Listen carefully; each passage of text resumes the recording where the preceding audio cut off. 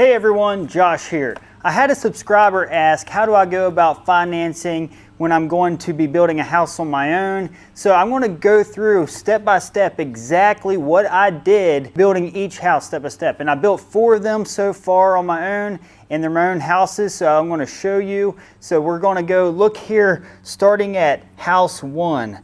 So the initial house cost me $70,000 to build. So you're wondering, how did I come up with $70,000? I'm fresh out of high school. I don't have much of a work history, anything like that. So who in the right mind is going to lend me $70,000 to build my own house? Well, that's where creative financing comes into play. So I actually got my first bit of $70,000 from my father. My father just gave me a personal loan. In fact, it wasn't interest or anything because he was just trying to help me out when I was 18.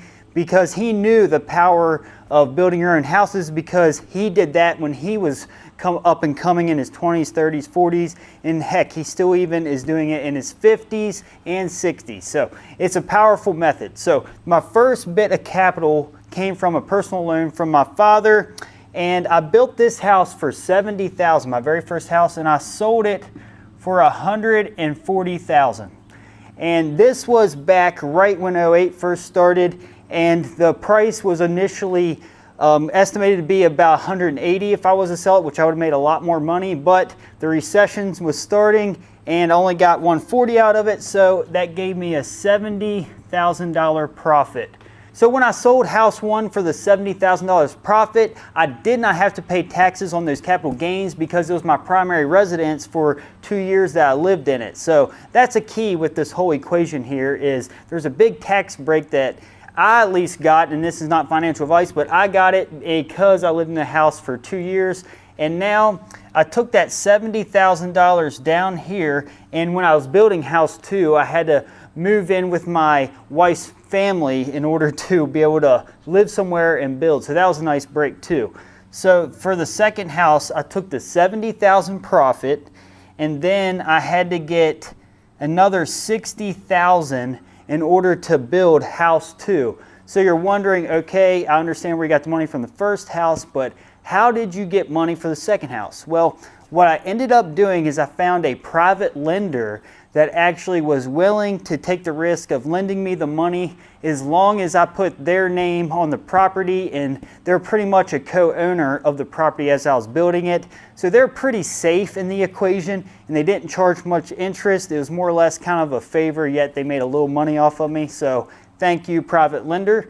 So the private lender helped me out there, and it ended up costing me $130,000 to build house 2. So I ended up living in house 2 for about 3 or 4 years, something like that. And the reason why is because I was actually in college and I was working side hustles and doing odds and ends to make money on top of it.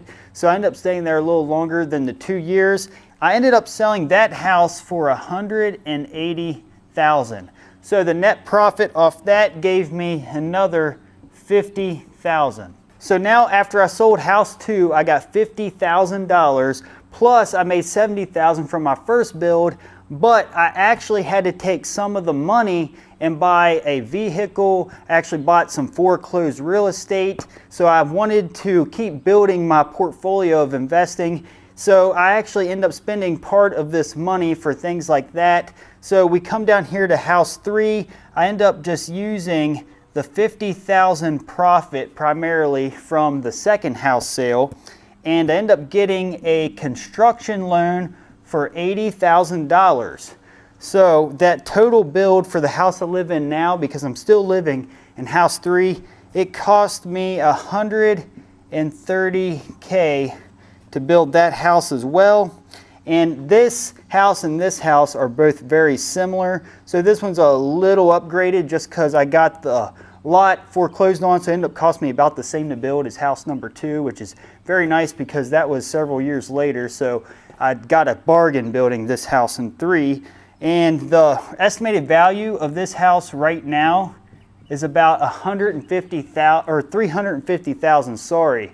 So this is a big win for me, so to speak, because the profits I'm going to make off this house more than likely is going to be $220K.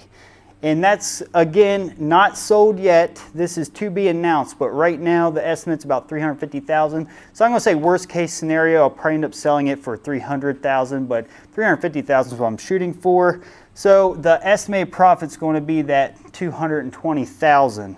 So right now, the house 4 that I'm building, that you've been watching me on my Excellent Labor channel build, is costing me, it took another $50,000 plus I took out a home equity loan for $150,000 since I have so much equity in house number 3.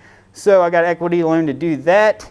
And the selling price is unknown at this point, but I'm going to guesstimate it's probably around $450,000 right now if I was to sell the house I'm building after it's complete. And then the profits from that is obviously unknown as well.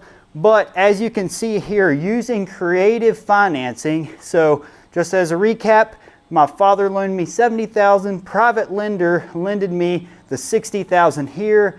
I got $80,000 as a construction loan for house number 3, and then a home equity loan for house number 4 that I'm building now. So if you're wondering, am I planning on building my own houses and selling them and moving every 2 to 5 years? The answer is no. In fact, this house is going to be paid off and I'm going to make a very large lump sum of money off of it. So I'm going to take that large lump sum of money and just keep on building houses, but more spec houses. And that's how I'm going to keep my Excellent Labor channel going, is I'm just going to do cash houses, no risk of debt. And in this environment right now, to where we're seeing rising interest rates and all this type of thing, it's definitely the safest option instead of using leverage, aka debt. So that's how I'm going to stay safe in this environment and continue my building trade.